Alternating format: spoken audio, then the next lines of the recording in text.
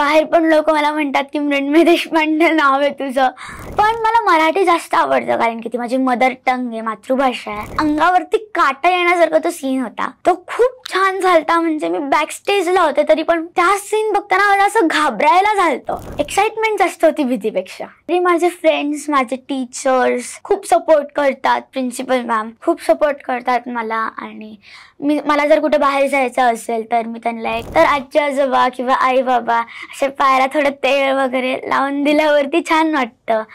आणि रात्री झोपताना जेव्हा मी सगळं रिकॉल करते ना, पावसाचा सीझन होता, पाऊस पडत होता, त्याच्यामध्ये आम्ही तिथं ऍक्टिंग केलती, तिथं काम केलं. माझ्या बाबाचं पण स्वप्न आहे की मला डॉक्टर बनलेलं त्यांना पाहायचंय आणि मी त्याची पण तयारी करतेय. मला माझ्या बाबाचं पण स्वप्न साकार करायचंय, मला डॉक्टर पण बनायचंय.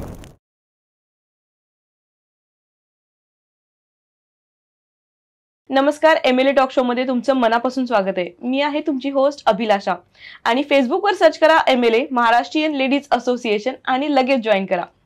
आजची आपली गेस्ट आहे ना, खूप छोटीशी आहे. छोट्याशा वयात मोठ्या स्वप्नांना आकार देणारी, मेहनती, टॅलेंटेड आणि खूपच गोड अशी छोटीशी अभिनेत्री मृण्मयी देशपांडे. सो राज्य नाट्य स्पर्धा, शॉर्ट फिल्म्स, ॲडव्हर्टाईज, टीव्हीवरचे प्रमोशन्स आणि अशा बऱ्याच गोष्टीनं तिनं लहान वयात म्हणजे जो 5 वर्षाची असल्यापासून तिनं या फिल्म इंडस्ट्रीमध्ये काम सुरुवात केली. सो आपण मनापासून स्वागत करूया मृण्मयीचं. मृण्मयी, वेलकम. हॅलो. हॅलो, कशी आहेस? मस्त आहे मी, खूप छान. खूप छान. कसं वाटतं तुला? फर्स्ट पॉडकास्ट असेल, लाईफ मधला फर्स्ट पॉडकास्ट? हो, खूप छान वाटत होतं मला. म्हणजे जेव्हा आईने मला सांगितलं तेव्हाच मी खूप एक्साइट झालते आणि पहिलाच वेळ होती त्यामुळं खूप जास्त एक्साइटमेंट वाटत होती. ओके. येताना पण. येस. सो तुझी सुरुवात झाली डायरेक्ट थिएटर पासून. हो. तर तेव्हा काम कसं मिळालं ते? तर मी पहिले सिनियर KG मध्ये होते आणि पहिल्यांदा मी गणेश वंदना एकटीने परफॉर्म केलती. बर. आणि तेव्हा माझी सई मावशी आलती आणि तिने बघितलं होतं सगळं. ती मला म्हणाली होती खूप कॉन्फिडेंटली परफॉर्म केलास, खूप छान. आणि त्याच्या काही दिवसानंतर माझ्या आईला फोन आला की तिने खूप छान केलं आणि फॅक्टरी ऑफ रिव्होल्युशन साठी ते ऑडिशन देऊ शकते का. तर ते माझं सगळ्यात पहिलं नाटक होतं आणि त्याच्या थ्रू मी दुसऱ्या नाटकांमध्ये गेलते. अरे वा. सो सर्वात पहिल्यांदा जेव्हा तू स्टेजवर चढलीस तेव्हा भीती वाटत होती? तू लहान होतीस, 5 वर्षाची, तेव्हा भीती असा खूप मोठा शब्द नसेल तुझ्यासाठी, पण तरी पण एवढ्या सगळ्यांसमोर तुला परफॉर्म करायचंय, त्यात तू सगळ्यात लहान, सगळे मोठे ऍक्टर्स. सो तुला कसं वाटत होतं? भीती असंच नव्हती वाटत कारण की सगळे फ्रेंडली झालते, सगळे समजून घेत होते आणि पण एक्साइटमेंट खूप जास्त वाटत होती कारण की ते माझं सगळ्यात पहिलं ऍक्ट होतं आणि ते सगळं पहिल्यांदाच करत होते मी. सो एक्साइटमेंट जास्त होती भीतीपेक्षा. ओके. आणि मग तेव्हा तुला काय काय शिकायला मिळालं? तेव्हा मी थिएटर ऍक्टिंग म्हणलं तर स्टेजवरची ऍक्टिंग आणि जी आपण प्रॅक्टिस करतो ती वेगळी वेगळी असते. म्हणजे ते लाईट सोबत, ते क्लूज, ते साऊंड्स, त्याच्यासोबत काम करताना जास्त आवडतं मला आणि ते डिफिकल्ट नाहीये, त्याला एन्जॉय करून घ्यायचं असतं. वाव. सो तू 5 वर्षाची असताना स्टेजवर चढलीस, आठवते काय काय कॅरेक्टर केलं होतंस आणि काय रोल होता तुझा? म्हणजे एवढं आठवत नाहीये, पण लहान मुलीचा रोल होता आणि नाव नाही आठवते सध्या, पण हो लहान मुलीचा रोल होता आणि मी पूर्ण ऍक्ट मध्ये होते. आणि येस, आणि सई मावशी पण त्याच ह्याच्यामध्ये होती. सो मला तिच्या बरोबर काम करताना जास्त छान वाटत होतं. सो तू 2 नाटक केलीस, त्यानंतर चक्रव्यूह आणि वाडा. तर ह्या नाटकांमध्ये तुला कोणता सीन आवडला? वाड्याचं झालं तर मग एक ते हॉरर नाटक होतं आणि शारदाजी त्याच्यामध्ये भूत बनली होती. बापरे. हा, त्याचं नाटकात मधलं तिचं नाव मंदाकिनी होतं. बर. तर ती कशी भूत बनली, त्याच्या मागची स्टोरी, ते सगळं एका सीन मध्ये होतं. म्हणजे मॉन्टाजेस होते ते. आणि एंडिंगला ती अशी विहिरीमध्ये उडी मारते आणि ते सॉन्ग सोबत इतकं मस्त वाटत होतं. म्हणजे अंगावरती काटा येण्यासारखा तो सीन होता. बर. तो खूप छान झालता. म्हणजे मी बॅक स्टेजला होते तरी पण त्या सीन बघताना मला असं घाबरायला झालतं. बापरे. तेव्हा तिने अशी उडी मारली, लाइटिंग सोबत ते असं पूर्ण रेड रेड झालतं आणि खूप छान वाटत होतं. तो सीन खूप आवडला होता मला. Super super. जेव्हा तू असं वर्णन करतेस तेव्हा तो सीन माझ्या समोर उभा राहिलाय आणि लिटरली ते मी फील करते की काय सीन असेल आणि कशी मजा आली असेल. आणि नाटकामध्ये भूत आणि ते उडी मारणं वगैरे, सो थोडंसं ते ऍडव्हेंचरस वाटतंय मला ऐकताना सुद्धा. Super super. सो तू हिंदी आणि मराठी आणि इंग्लिश अशा तिन्ही भाषांमध्ये काम केलेस, तर कुठली भाषेमध्ये एकदम सोपं गेलं तुला काम करायला? ऑब्व्हियसली मराठीमध्ये गेलं असेल, पण मजा कशात आली? हो, मी तिन्ही लँग्वेजेस मध्ये काम करते आणि मी तिन्हीमध्ये खूप कम्फर्टेबल असते. बर. कारण की शाळेमध्ये हिंदी आणि इंग्लिशच बोलतो आपण. बरोबर. आणि घरी मध्ये मराठीच. हो. पण मला मराठी जास्त आवडतं कारण की ती माझी मदर टंग आहे, मातृभाषा आहे. बरोबर. त्याच्यामध्ये मी जास्त कम्फर्टेबल असते, ती जास्त सहजपणे बोलता येते मला.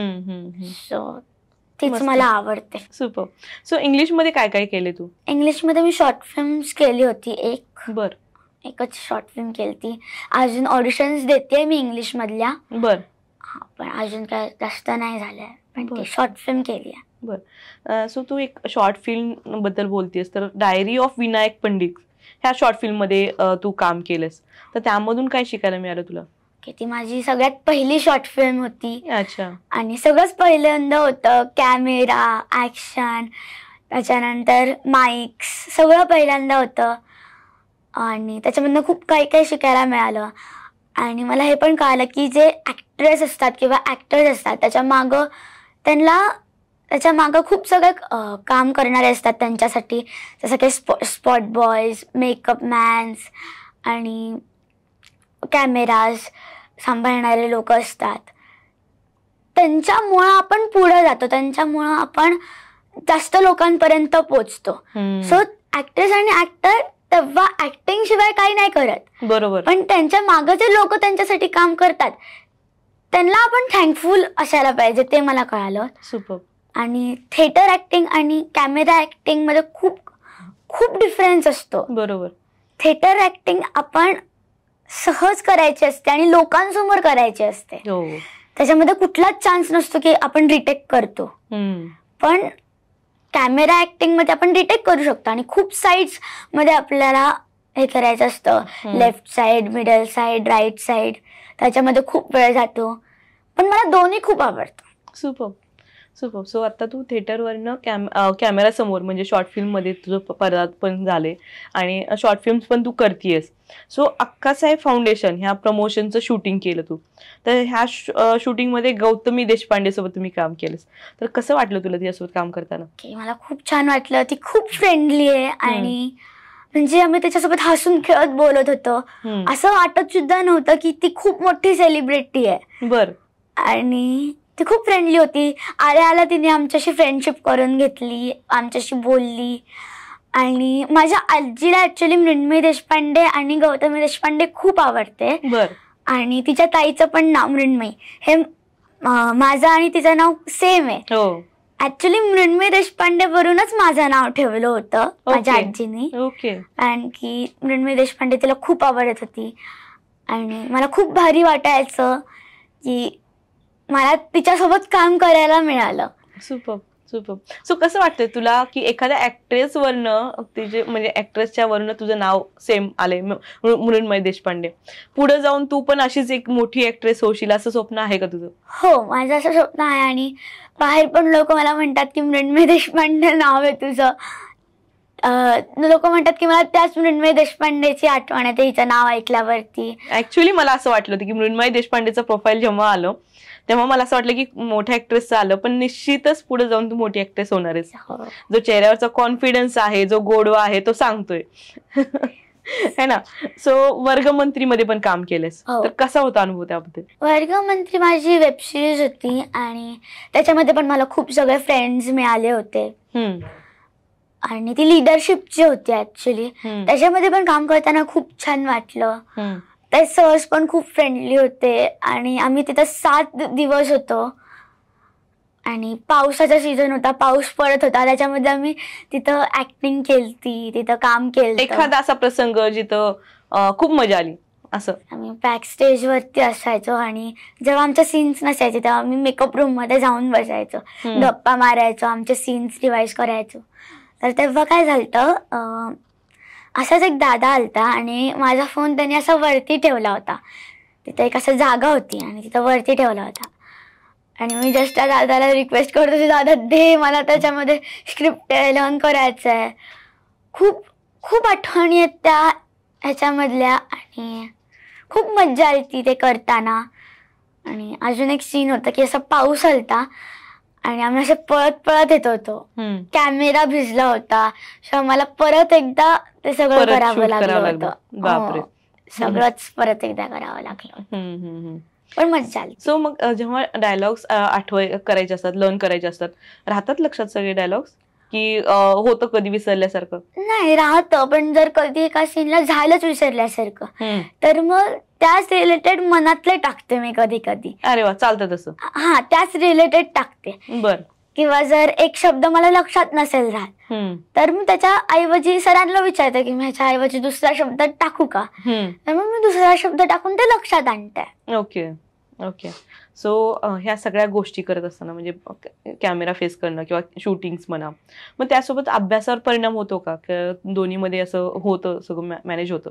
ओके, तर दोन्ही मॅनेज करताना खूप डिफिकल्ट जातं, पण तरी माझे फ्रेंड्स, माझे टीचर्स खूप सपोर्ट करतात. प्रिन्सिपल मॅम खूप सपोर्ट करतात मला. आणि मला जर कुठे बाहेर जायचं असेल तर मी त्यांना एक नोटीस देते की मला की मला या दिवसांसाठी सुट्टी पाहिजे, परमिशन घेऊन मग जाते. आणि खूप छान, आणि मी सांगायच्या पहिलेच माझ्या व्हॉट्सअप ग्रुपवरती आलेला असतो सगळा अभ्यास.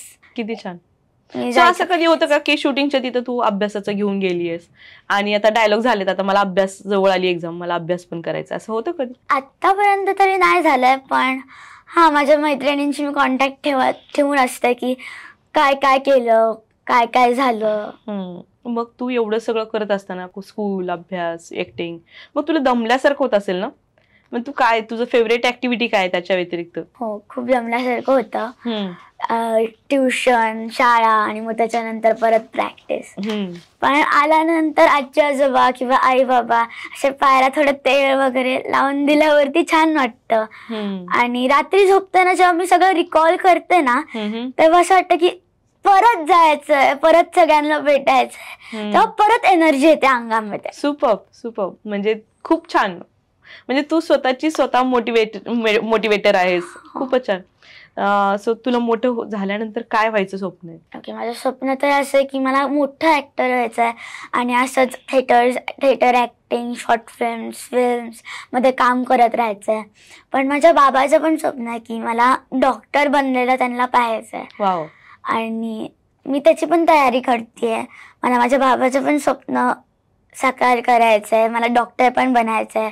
कारण की माझा बाबा असं म्हणतो की ठीक आहे, तुला 1 महिना खूप काम मिळालं, खूप छान केलंस तू, पण दुसरा महिना जर तुला खूप कमी काम मिळालं, तुला असं होऊ शकतं ना कधी कधी, तर तू काय करशील? सो तू साईड ह्याच्यामध्ये पण करत राहा करिअर. बरोबर. सो मला ते पण करायचं आहे आणि मी डॉक्टर बनण्यासाठी जास्त करेल. सुपर. म्हणजे तू बाबांचं पण ऐकतेस. आणि ह्या प्रवासामध्ये, ऍक्टिंगच्या करिअरमध्ये, ऑब्व्हियसली अभ्यासाच्या जर्नीमध्ये तर आईवडील असतातच, पण अभ्यासाव्यतिरिक्त जो ही फील्ड नवीन निवडली असतो, त्या ह्या करिअरमध्ये आई बाबा दोघंही तुझ्या सपोर्ट करतात. आता आज पाहिलं की आई घेऊन आली आहे तुला पॉडकास्टसाठी. सो सगळ्यात जास्त सपोर्ट कोणाकडून मिळतो, आई की बाबाकडनं, का दोघांकडनं? दोघांकडनंच मिळतो, असं काय नाही. पण ऍक्च्युली बाबा माझ्यासारखे बाहेर असतात कारण की त्यांचा जॉब असतो. बरोबर. सो आईच मला घेऊन येते, पण दोघांकडनंच मिळतो. बाबा पण नवीन नवीन गोष्टी सांगतो, आई पण सांगतात. ओके. आणि जेव्हा फर्स्ट टाइम बाबांनी तुला थिएटरमध्ये किंवा फिल्ममध्ये पाहिलं, तेव्हा त्यांची रिॲक्शन काय होती? त्यांनी थिएटर ऍक्टिंग मध्येच पाहिलं होतं मला फर्स्ट टाइम, आणि तेव्हा सगळी फॅमिली आलती. आणि बाबाच्या डोळ्यातनं पाणी येत होतं. आणि सगळ्यात पहिले मला कोण भेटायला आलं असेल शोधत तर तो माझा बाबा होता. असं पळत आलता बॅक स्टेज मध्ये. नाटक संपल्या म्हणजे अजून पडदा पण नव्हता उघडला तेव्हाच तो आलता. आणि तेव्हा माझ्या बाबाला खूप छान वाटलं होतं, कारण की त्याला म्युझिक मध्ये जास्त आवड आहे. ओके. पण जेव्हा त्याला कळालं की मला थिएटर मध्ये, ऍक्टिंग मध्ये, डान्स मध्ये जास्त आवड आहे, तेव्हा त्यांनी मला सपोर्ट केला आणि तेव्हा त्याला खूप छान वाटलं होतं की माझ्या मुलीमध्ये पण काहीतरी चांगलं आहे. सुपर. आणि आमच्या ह्याच्यामध्ये मीच पहिली ऍक्ट्रेस आहे लहान, मीच आहे आमच्या पूर्ण फॅमिली. Okay, super. सो मित्रमैत्रिणी जेव्हा भेटतात तुला किंवा क्लास टीचर वगैरे, तेव्हा काय सांगतात तुला की एखादी मूवी पाहिली आहे किंवा थिएटरमध्ये तुला पाहिले, तेव्हा त्यांची रिएक्शन काय असतं? मी पहिलं सांगायच्या पहिलेच माझ्या मैत्रिणी सांगतात की मॅम ही थिएटरमध्ये ऍक्टिंग करते. अच्छा. आणि माझे एक फेवरेट मॅम श्रुती मॅम, मी जेव्हा पण त्यांना भेटायला जाते शाळेमध्ये किंवा त्या मला भेटतात तेव्हा त्यांचा पहिला प्रश्न हाच असतो की काय मग अजून काय चाललंय ऍक्टिंग मध्ये. आणि त्या मला असं विचारतात की काहीतरी करून दाखव आम्हाला. आणि मग मी त्यांना करून दाखवते. ओके. सो तू ऑडिशन देत असशील ना, तर ऑडिशन मधला तुझा फेवरेट कुठला डायलॉग आहे? एक महाराजांचा डायलॉग होता की यशोबाई आणि महाराजांमधला डायलॉग होता, तो मला सगळ्यात जास्त. आमच्यासोबत शेअर करशील? जेव्हा भावाची माणसं भेटतील कदाचित, पण आजपासून मी संभाजीराजांना कधीच एकटं नाही सोडणार, किंचितही अंतर नाही देणार. मी घारेच्या काळजीनं आणि चेतेच्या तडफेनं मी त्यांची पाठ राखेल. छत्रपतींची कन्या, मी आज वचन देते की संभाजी महाराजांना कधीच एकटं नाही सोडणार. थँक्यू. मस्त मस्त मस्त मस्त मस्त. एकदम तू जेव्हा ऑडिशनचा जेव्हा काढला, उल्लेख केला, तेव्हा तू त्या कॅरेक्टरमध्ये गेलीस, ते मला दिसलं, जाणवलं मला की नाही का, तू कॅरेक्टरमध्ये जाऊन तो डायलॉग डिलिव्हरी केलीस की तिथं तू ऍज अ पॉडकास्टर नाही बसली आहेस, ऍज अ गेस्ट म्हणून नाही बसलेली आहेस, तू त्या कॅरेक्टरमध्ये गेली. खूप छान, खूप सुंदर. सो खूप लोक आता तुला इन्स्पायर होतील तुझा इंटरव्ह्यू पाहिल्यानंतर, तर तुला त्यांना काय सांगायचं की हे जर ह्या फील्डमध्ये यायचं असेल किंवा ह्या फील्डमध्ये करिअर करायचं असेल, तर तू काय सल्ला देशील त्यांना? मी आता खूप लहान आहे सांगण्यासाठी, पण मी एकच सांगेल की जर तुम्ही या फील्डमध्ये येताय तर कधीच ओव्हर कॉन्फिडन्स नका ठेवू. म्हणजे तुम्ही कॉन्फिडंट राहिलं पाहिजे, बरोबर, पण ओव्हर कॉन्फिडंट नाही. आणि माझे सूरज सर मला नेहमी सांगतात की मृण्मयी, तुझा कोणता पण रोल असेल की 30 सेकंडचा जरी तुझा रोल असेल तरी तू त्या रोलमध्ये किती जातेस, किती छान काम करतेस ते आलं पाहिजे. ते बघतात लोक, बरोबर, की असं नाही झालं पाहिजे की हिला किती काम मिळालं, ही मेन रोल मध्ये आणि मलाच काय एवढं काम मिळालंय, हे नाही झालं पाहिजे. तू त्याच वेळेमध्ये किती छान दाखवतेस, किती छान काम करतेस, ते लोकांना दिसतं. खूप छान, खूप ते केलं पाहिजे. आणि हेच सांगेल. सुपर. सो रोल महत्वाचा नाहीये, त्यातलं जे तुमचं परफॉर्मन्स आहे तुम्ही 100% द्या. खूप छान मोलाचा सल्ला तू दिलायस. सो मृण्मयी देशपांडे नाव जरी लहान असलं तरी तिची मेहनत, तिची कला आणि तिचं सर्वस्व खूपच मोठं आहे. आणि ह्या वयात तिला एवढी छान मॅच्युरिटी तयार झाली आणि तिचा कॉन्फिडन्स आणि हे सगळं तुम्ही पाहाल तर तुम्ही सगळेजण थक्क व्हाल. निश्चित मृण्मयीचे जे आगामी मूवीज आहेत आपण त्याचं प्रमोशन तर करणारच आहोत, प्लस बरेच तिला मूवीज आता सध्या तिचं चालू आहे, ऑडिशन वगैरे. सो तुम्ही नक्कीच मृण्मयीला सपोर्ट कराल. आणि मृण्मयी, तू आज इथं आली आहेस, आमच्यासोबत खूप छान गप्पा मारल्यास, त्यासाठी मनापासून धन्यवाद. थँक्यू.